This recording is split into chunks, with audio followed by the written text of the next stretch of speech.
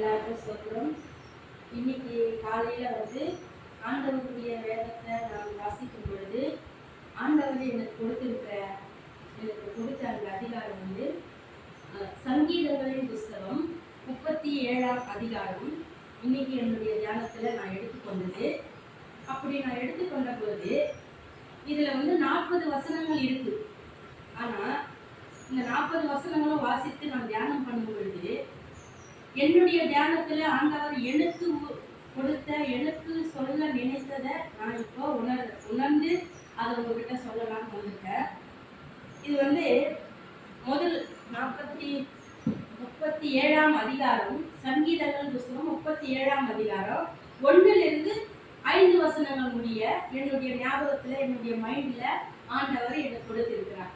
இந்த வார்த்தைகளின்படி வாசித்து பாருங்க. துர்மார்க்கனை பற்றி எரிச்சல் ஆகாதே, கொள்ளாதவர்களை குறித்து எரிச்சல் ஆகாதே அப்படின்னு சொல்ற வார்த்தையும், கர்த்தரை நம்பி நன்மை செய் அப்படின்ற வார்த்தையும் எனக்கு ரொம்ப மிகவும் என் இருதயத்துல உணர்த்தினதா இருந்தது.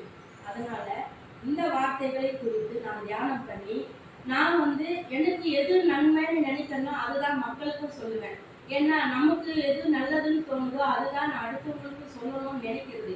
அதே மாதிரி அடுத்தவங்களுக்கு எது நல்லதோ அதுதான் நமக்கு நல்லது, அப்படியாக நான் நினைக்கிறது.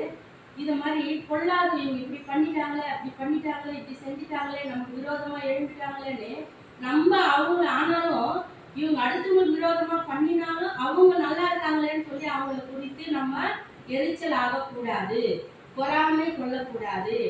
அவங்கள நம்ம கணக்குல சேர்க்காம கர்த்தரை நம்பி நன்மை செய், அப்பொழுது நீடித்து நிலைத்திருப்பாய் என்று இந்த வசனங்கள் சொல்லுகிறது. இப்படியாக தேவன் நமக்கு கொடுத்த இந்த வசனத்திற்காக, இந்த வார்த்தைகளுக்காக, இந்த யோசனைகளுக்காக, இந்த தியானத்திற்காக ஆண்டவராகிய தேவனுக்கு கோடான கோடி ஸ்தோத்திரங்களை செலுத்துகிறேன்.